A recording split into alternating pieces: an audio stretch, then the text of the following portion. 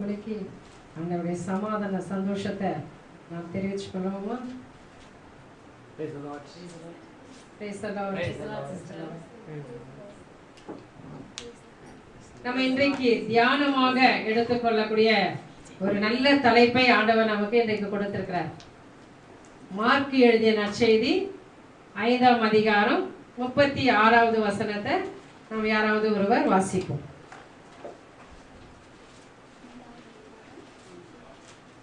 Mark 5:36. அவர்கள் சொன்னது இயேசுவின் காதில் விழுந்ததும் அவர் தொழுகை கூட தலைவரிடம் அஞ்சாதீர், நம்பிக்கையை மட்டும் விடாதீர் என்று கூறினார். அஞ்சாதீர் அந்த பைபிள்ல இருக்கும், விசுவாசம் உள்ளவனாயிரு, பயப்படாதே விசுவாசம் உள்ளவனாயிரு. ஒரே வார்த்தையில் ஆண்டவர் சொல்றாரு. இன்னைக்கு நம்ம ஒவ்வொருவரையும் பார்த்து ஆண்டவர் இந்த மாலை வேளையில என் நேச மகனே, என் நேச மகனே, பயப்படாத பயப்படாத விசுவாசம் உள்ளவனாயிரு. அன்றைக்கு ஆயிரை பார்த்து ஆண்டவர் இந்த வார்த்தையை சொல்றார். அஞ்சாதே, நம்பிக்கையோடு மட்டும் இரு, அது மட்டும் போதும். ஏன்? ஆண்டவருடைய அற்புதத்தை நான் பெற வேண்டும் என்றால் எனக்கு என்ன வேணும்? விசுவாசம் வேணும், இல்லையா? அப்ப இன்றைக்கு நம்ம பார்க்கிறோம், ஏதோ ஒரு காரியத்தை குறித்து நம்ம என்ன செஞ்சுட்டு இருக்குது? பயமானது வாட்டி வதைச்சிட்டு இருக்கு, இல்லையா?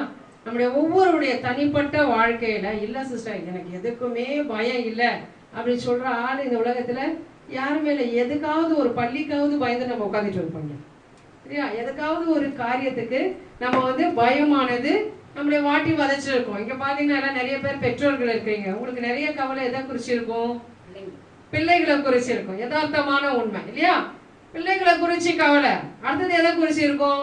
உங்க கணவர்களை குறித்த கவலை. அவங்க நல்லா தான் இருப்பாங்க, பிள்ளைகளும் நல்லா தான் இருப்பாங்க, ஆனா உங்களுக்கு உள்ளத்துல அடி ஆழத்துல ஓரத்துல பிள்ளைகளை குறிச்சு கவலை, வியாதிகளை குறிச்சு கவலை, கடன் இருந்துச்சுன்னா கடன் பிரச்சனைகளை, கடன்காரர்களை எதிர்க்க வந்துட்டா என்ன சொல்லுவது அப்படின்ற ஒரு கவலை, பயம்.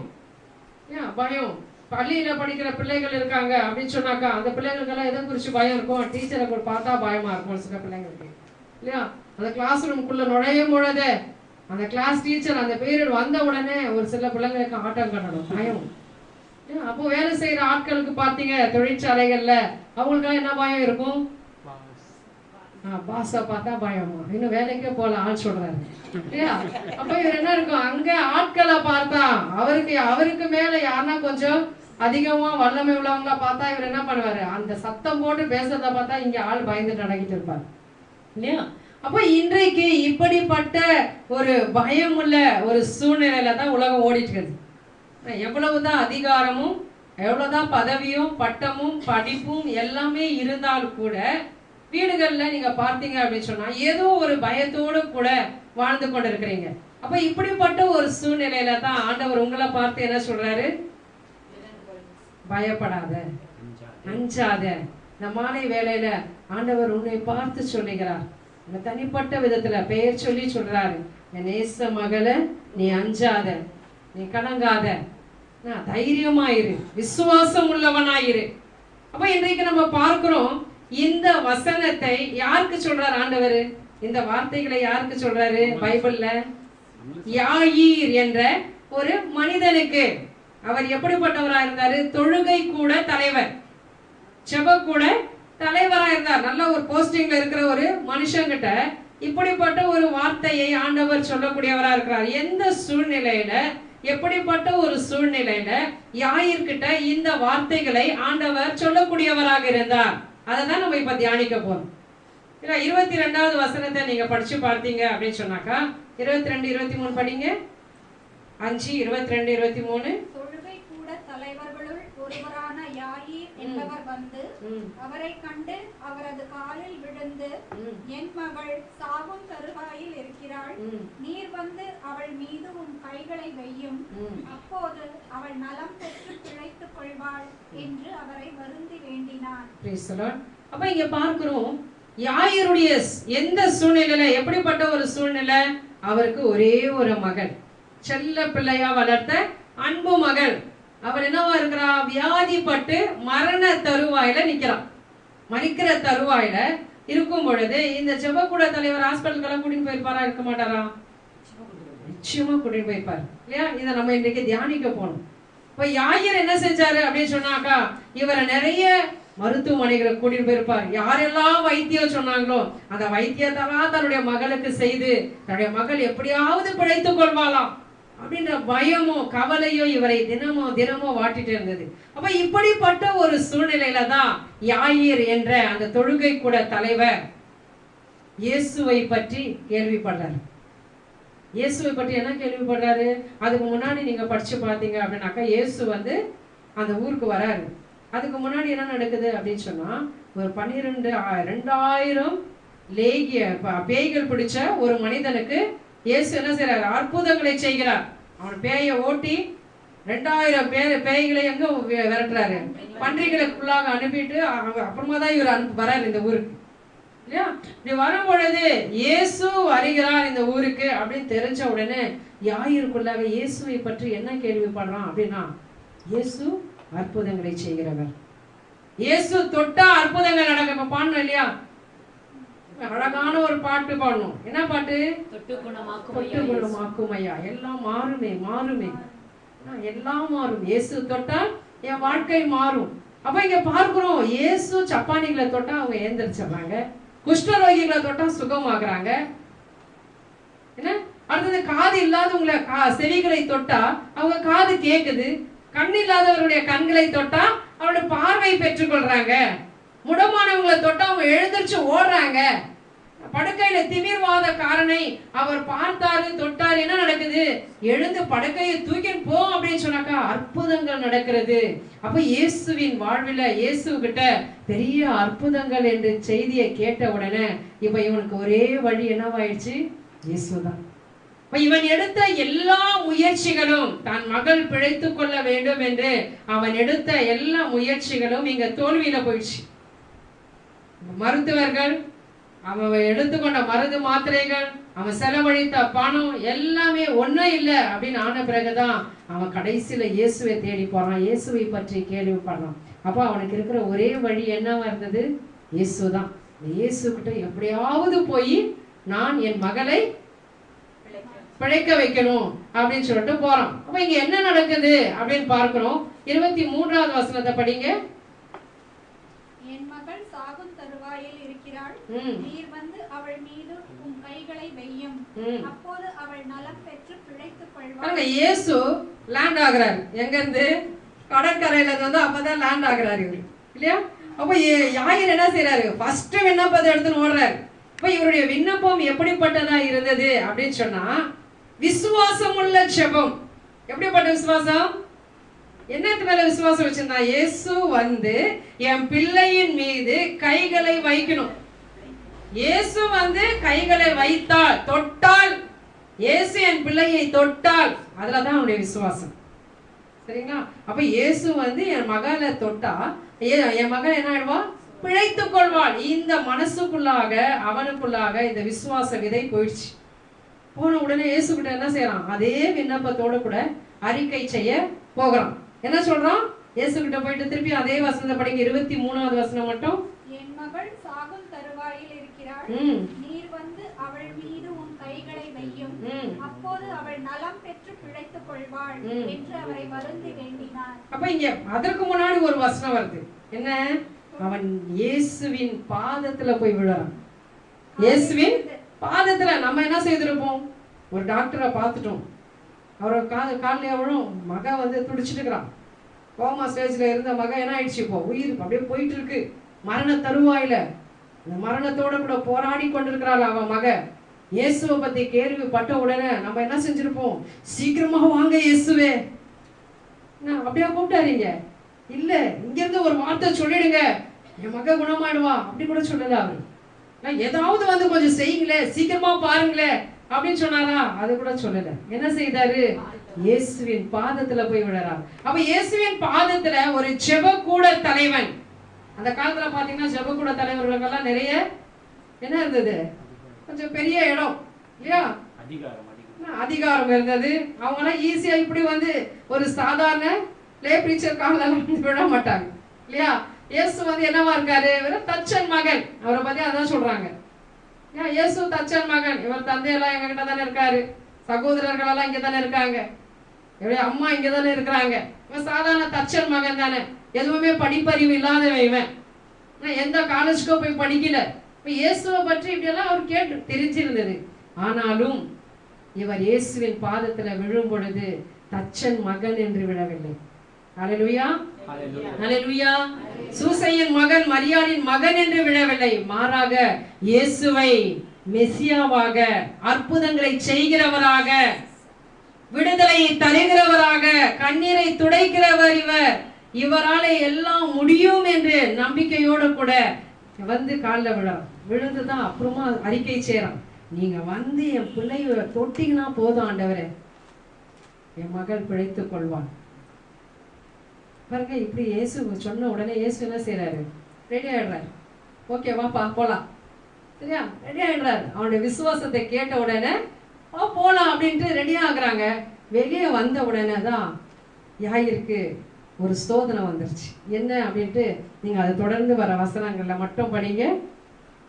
24 இருந்து படிங்க. இயேசுவும் அவருடன் சென்றார். பெருந்திரளான மக்கள் அவரை நெருக்கிக் கொண்டே பின்தொடர்ந்தனர். அப்போது 12 ஆண்டுகளாய் இரத்தப்போக்கினால் வருந்திய பெண் ஒருவர் அங்கு இருந்தார். அவர் மருத்துவர் பலரிடம் தமக்கு உள்ளதெல்லாம் செலவழித்தும் ஒரு பயனும் அடையாமல் மிகவும் துன்பப்பட்டவர். அவர் நிலைமை வர வர மிகவும் கேடுற்றது. அவர் இயேசுவை பற்றி கேள்விப்பட்டு மக்கள் கூட்டத்துக்கிடையில் அவருக்கு பின்னால் வந்து அவரது மேலுடையை தொட்டார். ஹல்லேலூயா. இங்க பாருங்க, இந்த குழந்தை என்ன வயசு? இவளுக்கு 12 வயசு. இதே 12 ஆண்டுகளாக பெரும்பாடுள்ள ஒரு பெண்ணானவர் இயேசுவை தொட வரான் இல்லையா? இவ எப்படிப்பட்ட நிலையில வர்றாங்க? எப்படிப்பட்ட நிலையில இங்க வந்திருக்கிறான்? எல்லாவற்றையும் இழந்து, எல்லா மருத்துவர்கள்கிட்டயும் போயிட்டு தன்னுடைய எல்லா ஆஸ்தி பாஸ்தி எல்லாமே இழந்து போய் எல்லா மருத்துவர்களும் சொல்லிட்டாங்க, ஒண்ணும் முடியாதுமா, இனிமேல் பணம் செலவழிந்ததுதான் மிச்சம். ஆனா ஒண்ணுமே இவளுக்கு நல்லா ஆகல, வியாதி நல்லா ஆகல. 12 வருஷம் ஒரு பெண்ணுக்கு இப்படிப்பட்ட ஒரு நிலை இருந்துச்சுன்னா அவ எவ்வளவு அனிமிக்கா இருப்பான் இல்லையா? எவ்வளவு அனிமிக்கா இருப்பான். அப்ப இங்க பார்த்தீங்கன்னா அவளுடைய விசுவாசம் எப்படி இருந்தது? நான் இயேசுவின் ஆடையின் விளிம்பை மட்டும் தொட்டா போதும். இங்க இப்ப யாருடைய விசுவாசம் என்ன இருந்தது? நல்லா கவனிங்க. யாருடைய விசுவாசம் எப்படி இருந்தது? இயேசு வந்து என் பிள்ளையின் மீது கைய வைக்கணும் இல்லையா? இவளுடைய விசுவாசம் எப்படி இருந்தது? நான் இயேசுவை தொடணும். ரெண்டு பேருமே இப்படி வராங்க இயேசு கிட்ட. இதே நிலையில தான் ஒருத்தர் வரார் இயேசு கிட்ட. என்ன? நூற்றுவ தலைவர் ஒருத்தர். மத்தேயு 8ஆம் அதிகாரம் 8வது வசனத்துல பாத்தீங்கன்னா அவர் சொல்றார், ஆண்டவரே நீங்க ஒரே ஒரு வார்த்தை சொல்லுங்க. ஒரே பாருங்க, இயேசு கிட்ட வந்த மனிதர்கள் எல்லாமே சாதாரணமா வரல. அவர்கிட்ட அற்புதத்தை தேடி வந்தவர்கள் எல்லாருமே அவங்க என்ன நினைச்சிட்டு வந்தாங்க? நான் அற்புதத்தை பெற்றுக்கொள்வேன் என்று வந்தாங்க. அல்லேலூயா. நான் விடுதலையை பெற்றுக்கொள்வேன் என்று வந்தாங்க. மூன்றாவதாக எதுக்கு வந்தாங்க? நான் சுகத்தை பெற்றுக்கொள்வேன். இந்த விசுவாசத்தோட எத்தனை பேர் வந்திருக்கிறோம்? அல்லேலூயா, அல்லேலூயா. அப்ப என்னன்னா, முதல்ல நான் அற்புதத்தை பெற்றுக்கொள்வேன். இரண்டாவது என்ன? நான் விடுதலையை பெற்றுக்கொள்வேன். மறந்துடக்கூடாது இதை. முதல் என்ன? நான் அற்புதத்தை பெற்றுக்கொள்வேன். இரண்டாவது நான் விடுதலையை பெற்றுக்கொள்வேன். மூன்றாவது நான் சுகத்தை பெற்றுக்கொள்வேன். சரிங்களா? அப்ப இந்த ஒரு விசுவாசத்தோடு வந்தால் மட்டும்தான் நம் வாழ்க்கையில ஆண்டவருடைய கரங்களை பார்க்க முடியும், அற்புதத்தை காண முடியும். அப்ப இப்படிப்பட்ட ஒரு நிலையில பெரும்பாடுள்ள ஒரு பெண் இயேசு கிட்ட வந்து என்ன சொல்றான்? ஆண்டவரே நீங்க நான் வந்து தொட்டுட்டேன் அப்படின்னு சொல்லுது. இயேசு என்ன செய்யறாங்க? என்கிட்ட இருந்து வல்லமை வெளியே போச்சு, யாரோ என்னை தொட்டாங்க, சுத்தி சுத்தி பாக்குறாரு. அப்போ சீடர்கள் சொல்றாங்க, என்ன ஆண்டவரே ஜனம் கூட்டம் இப்படி நெருக்கி தள்ளின்னு இருக்கு, என்ன இப்படி கேக்குறீங்க? உங்களை எல்லாருமே தொட்டுட்டு இருக்காங்களே. இல்ல, என்கிட்ட இருந்து வல்லமை வெளியே போயிருக்கு. நீ இயேசு கிட்ட உட்கார்ந்துட்டு இருக்கலாம். அப்ப இத்தனை பேரும் ஆண்டவர்கிட்ட நீங்க உட்கார்ந்துட்டு இருக்கிறீங்க. நீங்க ஆண்டவரை தொட்டாதான் அங்கிருந்து வல்லமை டிரான்ஸ்பர் ஆகும். இல்லைன்னா நீங்க வந்து ஆண்டவர்கிட்ட பக்கத்திலேயே உட்கார்ந்தா கூட ஒன்றும் பிரயோஜனம் இல்லை. ஆண்டவரை நீங்க தொட முயற்சிக்கணும். எப்படி தொடணும்? விசுவாசத்தோட. அங்க நெருக்கி தள்ளிட்டு இருக்கிறாங்க மக்கள் எல்லாம், ஆண்டவர்கிட்ட நெருக்கி தான் வந்திருக்கிறாங்க. எத்தனை பேர் தொட்டு இருப்பாங்க இல்லையா? ஆனா யாருடைய விசுவாசம் என்ன இல்லைங்க? விசுவாசம் இல்லை, சும்மா வேடிக்கைக்காக ஏதோ மனுஷங்களை தள்ளி நம்ம கிட்ட வந்துட்டோம், அவரை பார்க்கிறோம், அவருடைய சத்தத்தை கேட்கிறோம், இப்படிப்பட்ட மனநிலைகளோடு கூட வந்தாங்க. ஆனா விசுவாசத்தோட அந்த பெண் வந்து நவிழ்ந்து நவிழ்ந்து தவழ்ந்து, இந்த கூட்டத்துக்கு நடுவில் நம்ம போய் பேச முடியாது, எப்படி நான் இதை சொல்லுவேன் அப்படின்ற நிலையில இவன் என்ன செய்யறா? போய் ஆண்டவருடைய உடையை இவ தொடலாம். தொட்ட உடனே ஆண்டவர் என்ன சொல்றாரு? என்னை தொட்டது யாரு? அவங்க வரல முன்னாடி நின்னுறாங்க. இங்க நின்றுட்டதா தான் யாயிருக்கு ரொம்ப பெரிய போராட்டம் நடக்குது இல்லையா? நினைச்சு பாருங்க அவருடைய நிலைமை எப்படி இருக்கு. சீக்கிரமா ஆண்டவரை கையோட கூட்டின்னு போலான்னு வந்திருக்காரு. ஏன்? மகள் மரண தருவாயில போராடிட்டு இருக்கிறான். அவனை எப்படியாவது காப்பாற்றணும். இப்படி இந்த நேரத்துல இவர் வரேன்னு சொன்னாரு மனுஷன். என்ன? நான் வந்து அற்புதங்களை செய்யறேன், அற்புதத்தை எதிர்பார்க்கிற நேரத்துல இந்த பொண்ணு வந்துட்டாங்க. 12 ஆண்டுகளாக பெரும்பாடுல இந்த பெண் வந்து தொட்டதால சரி வந்தாரு, தொட்டாரு, குணமாச்சு அப்படின்னு போனாரா? இல்ல. யார் என்ன தொட்டது, யார் என்ன தொட்டது அப்படின்னு கேட்கும் பொழுது நீங்க பார்க்கிற சில ஜெப கூட்டங்கள்ல நீங்க எப்படி இருக்கிறீங்கன்னு தெரியல, சாட்சி சொல்ல வாங்க அப்படின்னு சொன்னாக்கா ரொம்ப ஈஸியா வரீங்களா? ஏந்திரிச்சு என் பிரதர் சொல்றாரு, யாருக்கோ ஒருத்தருக்கு ஆண்டவர் வயிற்றுல இருக்கிற கட்டிய கரைச்சிட்டாரு, தலையில இருக்கிற வலி போயிடுச்சு, ஆண்டவர் காலில் இருக்கிற வலியை குணமாக்கிட்டாரு அப்படின்னு சொல்லும் பொழுது அதை பெற்றுக்கொண்டு இருக்கிற நீங்க இங்கதான் இருக்கிறீங்க. ஆனா சாட்சி சொல்லும் போது எத்தனை பேர் ஓடி வரீங்க? ஹல்லேலூயா.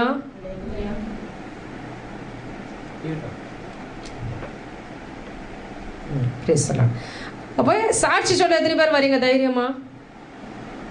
ஆண்டவர் அற்புதங்களை செஞ்சாரு, யாரெல்லாம் தூக்குங்கன்னா எல்லாரும் தூக்கிடுவீங்க. யாருக்கு இந்த நோயிலிருந்து குணமானீங்க வாங்கன்னு பிரதர் கூப்பிடுறாரு, அவங்கள எத்தனை பேர் வருவீங்க? வரவே மாட்டேங்க. ஏன்? ஒரு பக்கம் பயம், எப்படி சொல்றதுன்னு வெட்கம் இல்லையா? அப்போ இந்த பெண்ணுடைய நிலையை கொஞ்சம் தியானிச்சு பாருங்க. சாதாரண நோயா இது? சொல்ற மாதிரியா இருக்குது பப்ளிக்ல இல்லையா? பப்ளிக்ல சொல்ற மாதிரி ஆகுது. ஆனா இந்த இயேசு என்ன பண்றாரு? விடுற மாதிரி இல்லை, சாட்சி சொல்ல கூப்பிடுறாரு. யாரு யார் என்னை தொட்டது? என்கிட்ட வல்லமா போயிடுச்சு. கடைசியில் இந்த பொண்ணு என்ன பண்றா? வேற வழி இல்லை, இவர் விட மாட்டாரு, வந்துடுறான் முன்னாடி வந்து சாட்சி சொல்றான். என்ன? ஆண்டவரே, நான் இப்படிப்பட்ட வியாதியில கஷ்டப்பட்டேன். அவ சொன்னதுனால தான் இவ்வளோ எழுதப்பட்டிருக்கீங்க இல்லையா? நான் இவ்வளோ கஷ்டப்பட்டேன், எல்லாத்தையும் இழந்துட்டேன், 12 வருஷமா இப்படிப்பட்ட வியாதியால இருந்தேன். ஆனா ஒரே விசுவாசம் என்ன?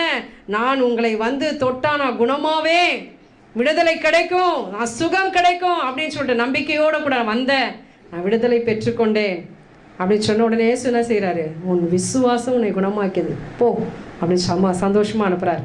அதற்குள்ள யாயினுடைய கதைக்கு வருவோம். எப்படி இருக்கிறாரு அவரு? வெந்து நொந்து நூலாய் போயிருக்காரு இல்லையா? என்ன சொல்றாங்க? பயப்படுறாரு. அவருக்குள்ளாக பயம் அதிகரிச்சிடுச்சு. இனிமேல் ஒன்றும் செய்ய முடியாது. இயேசு வர்றதுக்குள்ளே என் பிள்ளை செத்து போச்சுன்னா என்ன பண்ணுறது? இப்போ இயேசு வந்து அங்கே என் பிள்ளைய பார்க்குற நேரத்தில் அவள் செத்து போயிட்டா நான் என்ன செய்வேன்? இவர் இவ்வளோ தாமதம் பண்ணின்னு இருக்கிறாரு அப்படின்ற இந்த ஒரு நேரம். இதை நான் ஏன் இவ்வளோ ஸ்ட்ரெஸ் பண்ணி சொல்கிறேன் அப்படின்னு சொன்னாக்கா, நீங்கள் ஆண்டவர்கிட்ட வருவீங்க. நிறைய நேரம் உங்களை விண்ணப்பங்களை தூக்கிட்டு நம்பிக்கையோடு கூட வருவீங்க. ஆண்டவர் என்ன சொல்கிறாரு? எஸ், அவங்க வீட்டுக்கு வரேன், ஓகே, கிராண்டட் அப்படின்னு சொல்லிட்டு பெர்மிஷன் கொடுத்துட்றாரு, உங்களுக்கு எல்லாம் சிக்னேச்சர் போட்டுடுறாரு.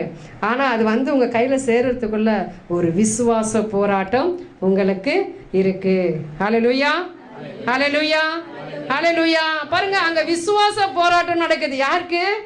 யாயிருக்கும் அவருக்குள்ளாக இருக்கிற விசுவாசத்திற்கும் ஒரு போராட்டம். என்ன? இயேசு வந்து என் பிள்ளை மேல கையை வைக்கிறதுக்குள்ள அவன் செத்து போயிட்டா என்ன பண்ணுறது? பயம். இந்த பயம் தான் அவனை வந்து அலைக்கழிக்குது. என்னத்தை பயப்படுறோமோ பாருங்க, அவனுக்குள்ளாக அந்த விசுவாசம் இனிமேல் பழைக்குவாளா, போயிடுமே, என்ன நடக்குமோ தெரியலையே, பதற்றம், இதெல்லாம் அவனுக்குள்ளாக இருக்கிற வேலையில் எதை குறித்து அவன் பயந்துட்டு இருந்தானோ அதே காரியம் நடந்துருந்தாங்க இல்லையா? என்ன? அவன் வீட்டிலேருந்து கொஞ்சம் பேர் வராங்க, வந்து என்ன சொல்கிறாங்க? உங்கள் மகன் இறந்து போயிடுச்சுப்பா, போதுகிற டோனியெல்லாம் இது பண்ணாது, தொந்தரவு பண்ணாது, அவர் பாவம் அதான் ஊழியத்தை முடிச்சுட்டு வந்து உட்காந்துருக்கிறாரு, நீ ஏன் இது பண்ணிட்டு இருக்கிற, வா இல்லையா? போயிடலாம் வா, அப்படியே ரிட்டர்ன் பண்ண கூப்பிடுறாங்க அவரை, வா நீ வந்துரு. பாருங்க யாயிருடைய நிலைமையை நினச்சி பாருங்க. நம்ம விசுவாசத்தை சீர்குலைக்கிறதுக்கு அந்த சூழ்நிலைகள் வர நேரத்தில் பார்த்து இயேசு உடனே திரும்புறார் இல்லையா? உடனே திரும்பி பார்க்குறார். யாயிர், விசுவாசத்தோட தானே வந்த, என்னை வீட்டுக்கு கூப்பிட்டுன்னு போகிறேன் தானே வந்த இல்லையா? நம்பிக்கையோட தானே வந்த, தைரியமா இரு. அங்கே தான் இந்த வார்த்தை வருது இல்லையா? விசுவாசத்தோடு மட்டும் இரு, உன் பிள்ளை பழிச்சுக்குவா, உன் பிள்ளை பழிச்சுக்குவா. இங்கே பாருங்க, ஆண்டவர் ஒருத்தனை ஏன் இப்படி ஒரு சோதனை கொடுக்குறாரு அப்படின்னு சொன்னால், உன் விசுவாசத்தை ஆண்டவர் சோதித்து பார்க்கிறவராக இருக்கிறார். பேதுருவில் சொல்கிறார் இல்லையா, உங்களுடைய விசுவாசம் என்ன பண்ணணுமா? சோதிக்கப்பட வேண்டும். உங்களுடைய விலையேற பெற்ற விசுவாசம் சோதிக்கப்பட வேண்டும். அந்த விசுவாசம் எங்கே இருக்குது? உங்ககிட்ட இருக்கிறது என்னவா இருக்குது? அழிந்து போகாத உங்களுடைய விசுவாசம் சொல்கிறாரு. விலையேற பெற்ற விசுவாசம் அப்படின்றாரு. அப்போ அழிந்து போகாத ஒன்று உங்களுக்குள்ளாக இருக்கு. என்னது அது? விசுவாசம். அப்போ நீங்கள் சாதாரணமான ஆட்களே அல்ல. இந்த விசுவாசத்தினாலே தான் உங்களை இந்த உலகத்தையே நம்ம ஜெயிக்க போகிறோம். இந்த விசுவாசத்தினாலே தான் உங்கள் வீட்டுக்குள்ளாக நீங்கள் அனுபவிக்கிற போராட்டங்கள் எல்லாம் ஜெயிக்க போறீங்க. ஹல்லேலூயா, ஹல்லேலூயா. இந்த விசுவாசத்தினால தான் உங்கள் வியாதிகள் எல்லாம் நீங்கள் ஜெயிக்க போறீங்க. அப்போ இந்த விசுவாசத்தை ஆண்டவர் புடமிட்டு பார்க்கக்கூடியவராக இருக்கிறார். பேதுருக்கிட்ட சொல்றாரு, சாத்தான் புடமிட்டு பார்க்க என்கிட்ட என்ன கேட்டான்? பெர்மிஷன் கேட்டுக்கணும். உன்னுடைய விசுவாசத்தை நீ திடமான பிறகு உன் சகோதரர்களை எல்லாரையுமே நீ பலப்படுத்து, நீ திடப்படுத்து. அப்போ உன் வாழ்க்கையில் நீ ஆண்டவர்கிட்ட அற்புதத்தை எதிர்பார்த்துன்னு வந்துட்ட, அல்லது ஆண்டவர்கிட்ட விடுதலையை தேடி நீ வந்திருக்கிற, அல்லது ஆண்டவர்கிட்ட சுகத்தை கேட்டு நீ வந்திருக்கிற அப்படின்னு சொன்னாக்கா, அந்த டைமு எப்படிப்பட்டதாக இருக்கும்? உடனே ஆண்டவர் என்ன பண்ணார்? பாக்கெட்டை தான்மா சுகத்தை கொடுத்துட்டேன்ட்டு தூக்கி கொடுக்கவே மாட்டார் இல்லையா? டாக்டர்கிட்ட நம்ம போகிறோம் இல்லையா? டாக்டர் என்ன செய்கிறாரு? செக் பண்ணுறாரு. எல்லாத்தையும் பண்ணிவிட்டு இங்கேருந்து அங்கே போ, ஸ்கேன் எடுத்துகிட்டு வா, அங்கே போ, ECG எடுத்துகிட்டு வா, எக்ஸ்ரே எடுத்துகிட்டு வா, சுற்றி அலைய வைக்கிறாரு. பாவம் இந்த அம்மா லொக்கு லொக்கு லொக்குன்னு இரும்பிட்டு, அதாவது வீல் சேர்லனால தள்ளின்னு போயிட்டு உனக்கு எல்லா டெஸ்ட்டும் முடிச்சிட்ட பிறகு டாக்டர் சரிம்மா இனிமேல் உனக்கு நோயே இல்லைன்னு அனுப்பி வச்சிடறாரா? இல்லை, இந்த மாத்திரை மருந்து எல்லாம் ஒரு வாரத்துக்கு உன் நோய் எவ்வளோ கனமாக இருக்குதோ அந்த அளவுக்கு என்ன செய்கிறாரு? 3 நாளைக்கு சாப்பிடு, இல்லை ஒரு வாரத்துக்கு சாப்பிடு, 1 மாதத்துக்கு சாப்பிடு, 1.5 வருஷத்துக்கு சாப்பிடு இல்லையா? அப்படி சொல்லி அனுப்பிடுறாரு. அப்போ அந்த 1.5 வாரம் அல்லது 1.5 வருஷம் 3 நாள் இதுக்குள்ளே நீ என்ன செய்கிற? ஒரு மாத்திரை எங்கள் ஹாஸ்பிட்டலில் நிறைய பேர் வருவாங்க, ஊசி போட்ட உடனே அந்த வயிற்று வலி அப்படின்னு நினச்சிட்டு, சிஸ்டர் என்ன சிஸ்டர் வயிற்று வலியே நல்லா இல்லை, ஊசி இப்படி போட்டு எடுக்கும் பொழுதே அவங்க வயிற்று நிறையாங்க, நல்லாவே அவ்வளோ சிஸ்டர், நல்லாவே அவ்வளோ, இன்னொரு ஊசியை குத்து, இன்னொரு 2 ஊசியை போட்டு கூட நல்லா ஆகலை, என்ன ஸ்டெராயில் வாட்டரை தான் எடுத்து குத்தணும் போல் சரியா? அப்படி பண்ணால் கூட இவங்களுக்கு எல்லாம் நம்பிக்கை இல்லை. கொஞ்சம் நேரம்னாலும் அந்த மருந்து போய் ரத்தத்தில் கலக்க வேண்டாம், உடம்புல கலக்க வேண்டாம். அவ்வளோ பொறுமை இல்லாத விசுவாசம் நம்முடைய விசுவாசம். ஏன்னா இதே போல தான் ஆண்டவர்கிட்ட கூட போய் நம்ம கேட்குறது, என்ன இவ்வளோ பெரிய கூட்டத்தில் நம்ம இவ்வளோ விண்ணப்பம் பண்ணிட்டோம், ஜெபம் சொன்னோம், ஃபாஸ்டிங் இருந்தோம், ஜெபமாலை சொன்னோம், இதை இப்போ மாதா திருநாள் வருது, காவி உடை உடுத்திக்க போகிறோம், எல்லா கொட்டைகளும் என்ன பண்ண போகிறோம்? உத்திராட்சை கொட்டைகளாம் ஜெபமாலை மணி எல்லாத்தையும் நம்ம கழுத்தில் போட்டுட்டு மாதாவுக்கு ராத்திரி பார்க்கலாம் ஜெபமாலை சொன்னோம். இப்படியே தானே இருக்குது என் பிள்ளை சரியா? நம்ம உடனே என்ன செய்கிறோம்? குயிக் ரெமிடியை கேட்குறோம், உடனே எனக்கு சீக்கிரமாக நல்லா ஆயிடும். அப்போ இதை தான் என்ன பண்ணுறாரு? என்ன நடக்குதுங்க? இந்த யாயிர்கிட்ட ஆண்டவர் விசுவாசம், அந்த விசுவாச போராட்டம் நடக்குது நம்முடைய வாழ்க்கையில், உங்களுடைய வாழ்க்கையில், என்னுடைய வாழ்க்கையில். ஆண்டவர் கேட்குறது என்ன? விசுவாசம். அந்த விசுவாசத்திற்கு அடுத்து என்ன இருக்கும்? உனக்கு துன்பம் வந்துருச்சுன்னு நீ ஆண்டவர்கிட்ட வந்துட்டேன்னா அதற்கு ஒரு விசுவாசத்திற்கு ஒரு டெஸ்ட் இருக்குது. ஹல்லேலூயா, ஹல்லேலூயா. அந்த டெஸ்ட்டில் தான் இப்போ இவர் மாட்டின்கிறார். யார்? யாயிர். இந்த எக்ஸாமினேஷன் நடந்துட்டு இருக்குது இவருக்கு. இப்போ இதில் பாஸா ஃபெயிலா அப்படின்னு இவர் தான் சொல்லணும். அது இப்போ யாயிரு, நீ பயப்படாத, தைரியமாயிரு. அப்போ விசுவாசத்தை கெடுக்கிறதுக்கு சாத்தான் தான் அங்கே நுழைஞ்சு செயல்படுவான், சூழ்நிலைகள் செயல்படும் இல்லையா? அப்போ ஆண்டவருடைய நேரத்தை பாருங்க. இப்போ இவர் என்ன செய்யணும்? இவருடைய வீட்டுக்கு போகணும் இல்லையா? அப்போ அந்த நேரம் செங்கடலை கடந்து போகும் பொழுது ஒரு செயல் நடக்குது. என்ன நடக்குதாங்க? செங்கடலை கடக்கிறதுக்கு முன்னாடி சொல்லுங்க பார்க்கலாம். செங்கலை கடக்கிறதுக்கு முன்னாடியே இவங்க என்ன பார்க்குறாங்க? பின்னாடி பார்வோனுடைய சேனைகள் இல்லையா, ரத படைகள், குதிரை படைகள் எல்லாமே வருது. ஏறக்குறைய 400 வீரர்கள் ரதங்களோட கூட, 1000 வீரர்களோட கூட, குதிரைகளோடு கூட, ஈட்டிகளோடு கூட இவங்களை சாகடிக்கணும்னு சொல்லிட்டு இஸ்ராயல் மக்களை விரட்டிட்டே வர்றதை பார்த்துட்டு தான் இவங்க பார்க்குறாங்க பின்னாடி சேனைகள், இங்கே முன்னாடி கடல். உடனே இவங்க கதறாங்க. அழும் பொழுது மோய்சன் அழகாக ஒரு வார்த்தை சொல்லுவார். சொல்லுங்க பார்க்கலாம் யாருன்னா. அவங்க சொல்கிறவங்களுக்கு நல்ல ஒரு பெரிய கைத்தட்டல். சரியா சொல்லணும். சொல்லுங்க பார்க்கலாம். பயப்படாதீங்க, இன்று நீங்கள் பார்க்கிற இந்த எகிப்தியரை இனிமேல் காண மாட்டீங்க. ஹல்லேலூயா. அப்ப எனக்கு தான் கை தட்டணும் நீங்கெல்லாம். Praise the Lord, praise the Lord. அப்போ இங்க என்ன சொல்றாரு? இன்று தைரியமா இருங்க, ஆண்டவர் நம்மோட கூட இருக்கிறார், கடவுள் நம்மோட கூட இருக்கிறார். இன்றைக்கு நீங்க பார்க்கிறீங்கல்ல இந்த சேனைகள், குதிரைகள், ரதங்கள் எல்லாமே என்ன பண்ணாது, இனிமேல் நீங்க பார்க்கவே மாட்டீங்க. உங்க லைஃப்ல இனிமேல் ஒரு எகிப்தியன் படைய வீரனை கூட நீங்க பார்க்க மாட்டீங்க. ஆண்டவர் இன்று உங்களுக்கு செய்கிற அதிசயங்களை நீங்க பாருங்க, நின்று கொண்டு பாருங்கள். என்ன சொல்றாரு? நின்று கொண்டு நீங்க பாருங்க ஆண்டவரை செய்யறத அப்படின்னு சொல்லும் போது இது இவர்களுக்கு ஏற்பட்ட விசுவாசத்தின் போராட்டம் இல்லையா. இவங்க என்ன செய்யறாங்க? அவ்வளோ சொல்லி கூட குடுன்னு ஓடுறாங்க. நான் பின்னாடி வந்துட்டானா என்ன பண்ணுறது? அப்போ இங்கேருந்து அங்கே கடந்து போகிற வரைக்கும் இவர்களுக்குள்ளாக ஒரு பதைப்பு. ஆனால் ஆண்டவர் என்ன பண்ணார்?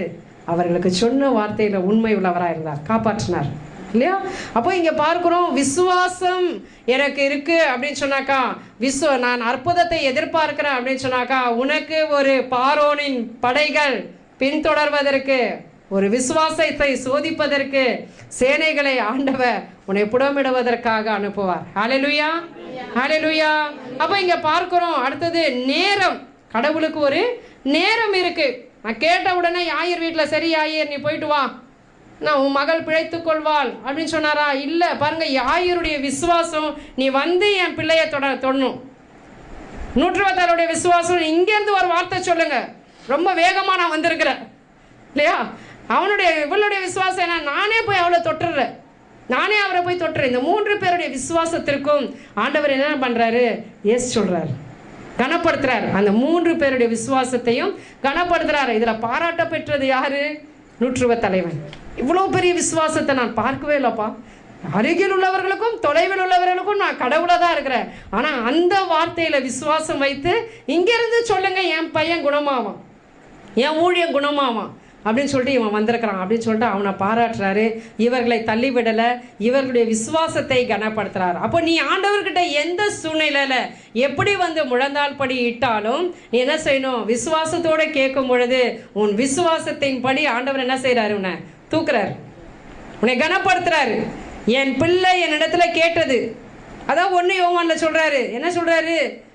நீங்கள் செபத்தில் எதையெல்லாம் கேட்பீர்களோ அதை பெற்றுக்கொள்வோம் என்று விசுவாசியுங்கள். அப்போ அது உங்களுக்கு கூடும், அப்போ அது நடக்கும் உங்களுக்கு.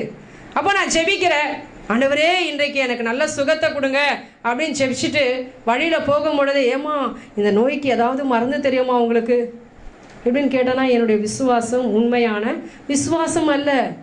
நான் ஆண்டவர்கிட்ட கேட்டிருக்கிறேன், என்னுடைய கடன் பிரச்சனைகளை நீங்கும்படியாக இந்த உலகத்தில் எந்த மனுஷனாலும் முடியாது, இது முடியவே முடியாது அப்படின்ற நிலை எனக்கு இருக்குது. அப்படி இருக்கும் பொழுது நான் முழந்தால் படியிட்டு கதறி நான் உபவாசம் இருந்து இதிலிருந்து எனக்கு விடுதலை தாங்க அப்படின்னு செபிக்கும் பொழுது நிச்சயமாக ஆண்டவர் உனக்கு விடுதலை தரக்கூடியவராக இருக்கிறார், அற்புதத்தை செய்யக்கூடியவராக இருக்கிறார். ஆனால் நான் என்ன செஞ்சிடறேன்? பக்கத்து வீட்டில் போயிட்டு ஒரு 10,000 கொடுங்க, கடன்காரனுக்கு கொடுக்கணும். நான் எப்படி உன்னுடைய விசுவாசம்? இது என்ன விசுவாசம் இல்லையா? ஆண்டவருடைய கடனை அடைப்பதற்கு சரியான வாயில்களை, மீண்டும் நீ கடன் கேட்காதபடிக்கு உன் வாயில்களை திறந்து விடக்கூடியவராக இருக்கின்றார். உன்னை நான் சுகப்படுத்துவேன் அப்படின்னு சொன்னாக்கா, இந்த மருத்துவர்கிட்ட போய் ஆலோசனை கேளு, இந்த மருந்தை சாப்பிடு, அந்த மருந்தை சாப்பிடு, அப்படியெல்லாம் இல்லை. கொஞ்சம் இன்னைக்கு குணமாக்குற, நாளைக்கு இன்னும் கொஞ்சம் குணமாக்கிடுற, நாளன்னைக்கு இன்னும் கொஞ்சம் உன்னை குணமாக்குற, அப்படியெல்லாம் ஆண்டவருக்கு கொஞ்சம் கொஞ்சம் கொடுக்குற புத்தியெல்லாம் கிடையாது. ஹல்லேலூயா, ஹல்லேலூயா.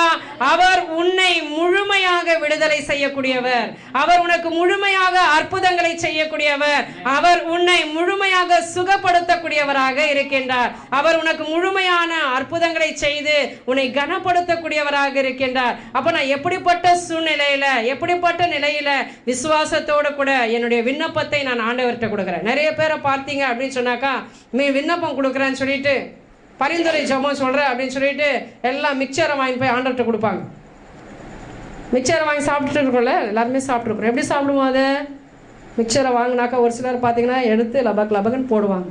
அதில் கல் இருக்கா, மண் இருக்கா, பட்டாணி இருக்கா, சுண்டல் ஒன்றுமே தெரியாது இல்லையா? அதை பாட்டுக்கு கண்ணை மூடின்னு சாப்பிட்டுட்டு பேசிகிட்டே இருப்பாங்க. ஒரு சிலரை பார்த்தீங்கன்னா அந்த தட்டை எடுத்து அரிசி பொறுக்குவோம் இல்லை, அந்த மாதிரி கல் வேறு, வேர்க்கடலை ஒரு பக்கம், அவள் ஒரு பக்கம், அதில் இருக்கிற திங்ஸ் எல்லாம் தனித்தனியாக எடுத்து ஒவ்வொரு ஐட்டமாக போயிட்டு இருக்கோம் இல்லையா? அப்போ இந்த மாதிரி தான் நம்ம என்ன பண்ணிட்டுருக்கோம், ஆண்டவர்கிட்ட போயிட்டு எல்லாத்தையும் தூக்கி ஒட்டு மொத்தமாக தூக்கி அவர்கிட்ட ஒரு விண்ணப்பம் கொடுக்குறோம். எந்த விண்ணப்பத்தை நீ சாப்பிட்ட, எந்த விண்ணப்பத்திற்கு உனக்கு அற்புதங்களை நீ எதிர்பார்த்து ஆண்டவர்கிட்ட போன இல்லையா? நீ ஜெபிக்கிற அப்படின்னு சொன்னா, நீ உபவாசம் இருக்கிறனா உன்னுடைய ஏக கருத்தாக நீ இருக்கணும். ஒரே நோக்கத்தோட கூட ஒரு விண்ணப்பத்தை நீ ஆண்டவருடைய பாதத்தில் வச்சு, ஆண்டவரே இப்படி தான் நான் கேட்குறேன், ஆண்டவரே நான் இன்னைக்கு என்ன செய்கிறேன், ஆண்டவரே நான் இன்னைக்கு சைக்கிளில் வாங்க, இன்னும் கொஞ்சம் நேரம் போயிட்டு ஆண்டவரே நீங்கள் பைக்கில் வந்துடுங்க, இன்னும் கொஞ்சம் நேரம் போய்ட்டு ஆண்டவரே நீங்கள் காரில் வந்துடுங்க, இப்படி சொல்லிட்டு இருக்கக்கூடாது. சரியா? நீ கொடுக்குற விண்ணப்பம் வித்தியாசமாக இருந்தேன்னா அவருக்கு புரியாது, இந்த பிள்ளைக்கு நான் என்னதை தான் கொடுக்குறதுன்னு. எப்படி தான் உனக்கு வந்து கையை வைக்க சொல்கிறேன், கொஞ்சம் நேரத்தில் என்ன செய்கிறேன், ஆண்டவரே நான் உங்களை வந்து தொட்டுறேன்றேன், இன்னும் கொஞ்சம் நேரம் என்ன செய்கிறேன், ஆண்டவரே நீங்கள் வந்து என் பிள்ளைகிட்ட ஒரே ஒரு வார்த்தை சொல்லிவிடுங்க. இப்படியெல்லாம் நீ வந்து குழப்பமாக உன்னுடைய விண்ணப்பத்தை கேட்டுட்டு இருக்கிறனாக்கா அந்த விண்ணப்பத்துக்கு குழப்பமாகவே தான் நீ இருப்ப. பதில் உனக்கு சரியான முறையில் கிடைக்காது. கிடைச்சா கூட நீ என்ன செய்வ, எங்கள் ஆண்டி தான் இதெல்லாம் கொடுத்தாங்க, அவங்களுக்கு தான் நான் நன்றி சொல்லணும்னு சொல்லிட்டு இருப்பேன். ஏன், நீ சாப்பிட்டது மிச்சர், அவருக்கு கொடுத்ததும் மிச்சர் தான் இல்லையா? அவர் தான் இதை கொடுத்தாருன்னு உனக்கு தெரியாது. அப்போ உன்னுடைய விண்ணப்பம், உன்னுடைய கருத்து எப்படியா இருக்கணும், ஒரே சிந்தனையோட எல்லாவற்றையும் ஒன்றாக இணைத்து, நான் இன்றைக்கு ஆண்டவருடைய பாதத்தில் இன்று இரவு அல்லது 3 நாள் நான் ஃபாஸ்டிங் போடுறேன் அப்படின்னு சொன்னால், நீ என்ன செய்கிற, உன்னுடைய எண்ணமும் ஏக்கமும் நோக்கமும் ஒரே சிந்தையாக இருக்கணும் இல்லையா? இதற்காக தான் நீங்கள் தாசில்தார்கிட்ட போயிட்டு ஒரு மனு கொடுக்குறீங்க. எல்லாரும் என்ன செய்கிறாங்க, இந்த ஸ்ட்ரீட்டில் எல்லாம் நிறைய பள்ளம் மேடெல்லாம் இருக்குது, அதனால் எங்களுக்கு நல்லா ரோடை க்ளீன் பண்ணி நல்லா ஒரு தார் ரோடு வேணும் அப்படின்னு சொல்லிட்டு இந்த அம்மா சொல்கிறாங்க, ஒரு கேஸ் சிலிண்டருங்க கூட நம்ம வீட்டுக்கு வேணும்னு கேளுங்க. அடுத்தது சொல்கிறாங்க, நம்ம வீட்டில் கரண்ட்டே இல்லை, அதையோ கேளுங்க. எல்லாம் எழுதுங்கன்னா இந்த விண்ணப்பம் போய் அவர்கிட்ட சேருது. என்ன கொடி பிடிச்சின்னு வர போகிறீங்க, வாயில் துணியை கட்டிட்டு இந்த விண்ணப்பத்தை எடுத்துகிட்டு போய் ஒருத்தர் கொடுக்குறாரு. என்ன செய்வார், அந்த விண்ணப்பத்தை தூக்கி உங்களுக்கு முன்னாடியே குப்பையில் போட்டுருவார். ஏன்னா அவருக்கே ஏகப்பட்ட குழப்பம், ஏகப்பட்ட மனுக்கள் வந்து அவர் தலை என்ன என்கிறாங்க மண்டை இடியாக இருக்குது. நீ போயிட்டு எல்லாத்தையும் குழப்பி, என்ன தாயா விண்ணப்பம் வேணும் உனக்கு, ஒன்று ரோடு சரி பண்ணணுமா, அல்லது கரண்ட் வேணுமா வீட்டுக்கு, அல்லது என்ன செய்யணும், கேஸ் சிலிண்டர் வேணுமா, ஏதாவது ஒன்று போனா போ அப்படின்ட்டு அனுப்புவான். அப்போ சாதாரண இந்த உலக மனிதனை இவ்வளோ ஞானமாக கேட்கும் பொழுது, உன்னை படைத்தவர் ஞானமும் வல்லமையும் சர்வ ஆற்றலும் மகிமையும் நிறைந்தவர், அவர் எப்படிப்பட்ட விண்ணப்பத்தை கேட்குறாரு. நம்ம எப்படி செய்கிறோம், அவர்கிட்ட போய் விண்ணப்பத்தை எல்லாம் கலந்து கேட்டுட்டு இருந்தாக்கா வேலைக்கு ஆகாது, தள்ளிடுவார் அந்த விண்ணப்பத்தை. நீ 3 நாள் ஃபாஸ்டிங் இருந்தாலும் சரி, நீ வாழ்க்கையெல்லாம் நீ ஃபாஸ்டிங் இருந்து ஜெபிச்சாலும் சரி, அற்புதத்தை நாம் என்ன செய்ய முடியாது, ஆண்டவர்கிட்ட எதிர்பார்க்க முடியாது இல்லையா? இப்போ யாயிர் என்ன செய்கிறார், ஒரே விண்ணப்பம், ஆண்டவரை நான் போய் பார்த்து அவரை நான் கூட்டிகிட்டு வந்து என் பிள்ளை மேலே கையை வைக்கணும், அவ்வளோ ஒரே விண்ணப்பத்தோடு தான் இவர் ஓடுறார். இந்த பெண்ணு ஓடி வந்தா, நான் ஆண்டவரை தொட்டால் போதும் நான் சுகமாவேன். இவர் வராரு, ஆண்டவர் ஒரு வார்த்தை சொல்லிட்டோ போதும் என் வேலையால் குணமாவான். நீங்கள் விரும்புனீங்கன்னா நான் சுத்தமாவேன் ஆண்டவரே. கேட்டானா தொழுநாயாளி. இப்போ அவங்களுடைய விசுவாச அறிக்கைகளை பாருங்கள் எப்படிப்பட்டதாக இருந்தது. அவருடைய விசுவாசம் நேரியதாக இருந்தது. இந்த விசுவாசத்திற்கு அடுத்து சோதனைக்கு அடுத்தது பார்த்தோம் அப்படின்னு சொன்னாக்கா, ஆண்டவருக்கு ஒரு நேரம் இருக்குது. நீ கேட்டது சாங்ஷன் அப்படின்னு சொல்லிட்ட பிறகு உன்கிட்ட குரியர் வந்து சேரணும் இல்லை இல்லையா? நீங்கள் ஃபோன் பண்ணுறீங்க, சிஸ்டர் இதெல்லாம் எனக்கு வேணும், நான் சரிம்மா குரியர் போஸ்ட்டில் அனுப்புகிறேன் அப்படின்னு சொன்னால் அவன் கொண்டு வந்து தரத்துக்கு நேரம் இருக்கு இல்லையா? அப்போ அந்த நேரம் உனக்கு ஆண்டவர் எடுத்துக்கொள்கிற விசுவாசத்தின் போராட்ட நேரமாக இருக்கிறது. மரியாதை பார்த்தீங்கன்னா ஒரு திருமண வீட்டுக்குள்ளாக என்ன நடக்குதுன்னு நமக்கு தெரியும் இல்லையா? அம்மா போய் நல்லா அழகாக சாப்பிட்டுட்டு எல்லாருக்கூடயும் பேசிட்டு அங்கே இல்லைன்னா பேசாத வீட்டுக்கு வந்திருக்கணும். ஆனால் இவங்க என்ன பண்ணாங்க, நீங்களாம் அப்படி தான் செய்வீங்க இல்லையா? எவ்வளோதான் நீங்கள் எவ்வளோ கௌரவமாக இருந்துப்பீங்க இல்லையா? இல்லைனா பரவாயில்லம்மா, கவலைப்படாதீங்க அப்படின்னு சொல்லிட்டு நேராக அவங்ககிட்ட சொன்னாலும் சரி சொல்லனாலும் சரி நீங்கள் பாட்டுக்கு ஓடி வந்துடுவீங்க வீட்டுக்கு இல்லையா? இந்த அம்மாவுக்கு என்ன வேலை, என்ன செஞ்சாங்க? போயிட்டு மகன்கிட்ட, மகனே திராட்சை ரசம் குறைஞ்சிருச்சுப்பா. இயேசு ஒரே ஒரு அடி கொடுக்குறாரு. என்ன? ஏம்மா உங்களுக்கும் எனக்கு என்னாச்சு? இப்போ உங்களுக்கு ஏன் கவலை? நம்ம வீட்டு திருமணமா அப்படின்னு கேட்குற மாதிரி இருக்கு இல்லையா? என்னுடைய நேரம் இன்னும் வரவில்லை, உங்களுக்கும் எனக்கு என்ன இன்னும் நேரம் வரலமா அப்படின்றாரு. ஆனால் அம்மா என்ன செய்கிறாங்க? அந்த நேரத்திற்கு முன்பாகவே இவரை அறிந்து வைத்ததுனால அவர் என்ன சொல்கிறாரோ அதை மாதிரி செஞ்சுடுங்கப்பா. இவர் பார்க்குறாரு, சரி நேரம் வர வரைக்கும் ஒரு வேலையை கொடுக்கலாம் இவங்களுக்கு. என்ன வேலை? தண்ணி ஊற்றுங்கடா. உங்கள் வீட்டில் ஏதாவது குறை அப்படின்னு சொன்னால், இந்த மாதிரி ஆயிடுச்சு அப்படின்னு சொன்னால், தண்ணி எல்லாம் ரொப்புங்கப்பா அப்படின்னாக்கா எப்படி இருக்கும் உங்களுக்கு? ஏன்னா திராட்சை ரசம் ஆயிடுச்சிங்க, போய் திராட்சை பழங்களை வாங்கிடுவாப்பா அப்படின்னு சொன்னாலும் பரவாயில்ல. இவர் என்ன செய்தார்? கற்சாடிகளெல்லாம் தண்ணியை ஊற்றி நிரப்புங்க அப்படின்னா இவங்க இருக்கிற வேலையில் தண்ணியை தூக்கிட்டு வந்து முடமாக ஊற்றுறாங்க. இந்த தண்ணியை எடுத்து வந்து ஊற்றிட்டு இருக்காங்கல்ல, அவங்களுடைய விசுவாசத்தை பாருங்கள். இவர் சொல்லிட்டாரு, அம்மா சொல்லிட்டாங்க. நம்பிக்கை, விசுவாசம், எதுவோ ஒன்று நடக்க போகுதுங்க. அப்போ இந்த நேரத்தை ஆண்டவர் பெரிதாக மதிக்கிறார். உனக்கு